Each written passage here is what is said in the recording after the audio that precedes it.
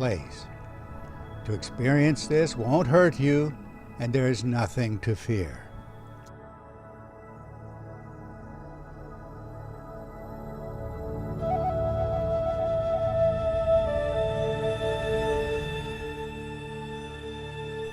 In our previous episode, we observed the critical role of a great crescent in the ancient sky. The placement of this crescent on the sphere of an enigmatic body called the primeval sun is one of the unresolved mysteries of the ancient world. The first step in a resolution must be to honor the early historic descriptions of things not seen in our sky today. The crescent had nothing to do with our moon, and the great sphere on which the crescent appeared certainly was not our sun. It was the sphere of the gas giant Saturn, appearing as a massive body visually dominating the sky. Yes, today's sun was present. It was the sun that cast the illuminated crescent on the towering form of Saturn. But why the incessant contradiction of our familiar sky?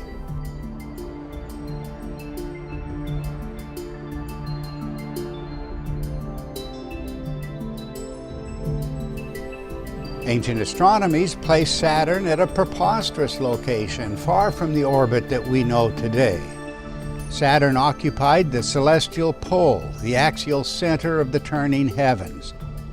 This unthinkable idea, when taken with the seriousness it deserves, places stringent demands on our reconstruction and an inescapable requirement that the crescent revolve around the polar center in a cycle of day and night, descending to the left at sunset, below at midnight, rising to the right at sunrise, and standing inverted above at noon. Of course, in this description we're using the modern language of day and night, but the language is reversed in more ancient times. It's well established that the ancient counting of days was from sunset to sunset. We explain this language by an ancient reverence for that moment in the daily cycle when the planetary configuration exploded into life at the beginning of the archaic day. But there's much more to this story. The symbolism of the crescent takes on far-reaching implications with the emergence of the cosmic pillar, a form we noted only briefly in the previous segment. The pillar, linked to the movement of the planet Mars, arose with the descent of material from the red planet toward the Earth, creating a form universally interpreted not just as a pillar, but as the axial world mountain, the cosmic support and resting place of the Creator himself, the primeval sun. A mountain of fire and light, the mountain of creation, the mountain of assembly, an axial pillar around which the heavens visually turned, all meaningless in the absence of the original referent in the sky. A single cosmic column inspired the diverse images of the crescent at the summit. Suddenly, things were seen imaginatively that were not imagined previously.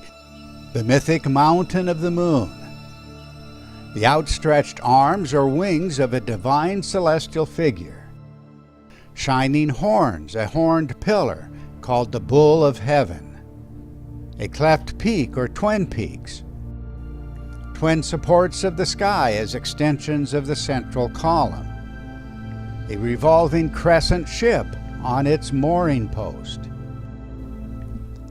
And we can add countless ancient images and pictographs of the daily cycle. We explain the full range of mythic images by the placement and movement of the crescent.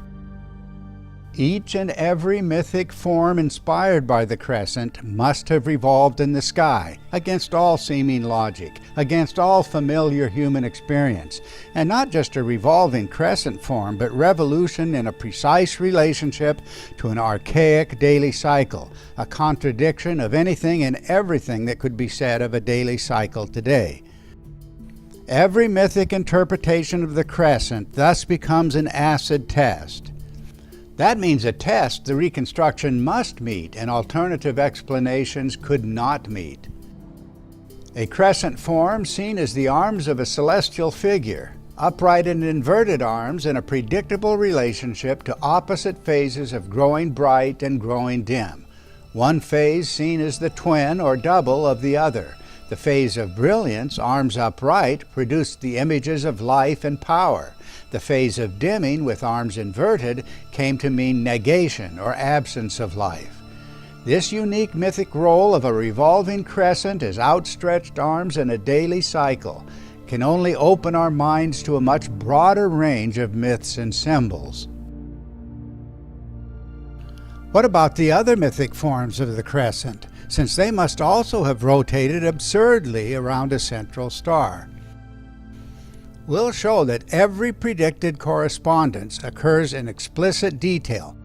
The more archaic the tradition, the more precise the correspondence, as we would expect, all with no explanations available under common suppositions about the ancient sky.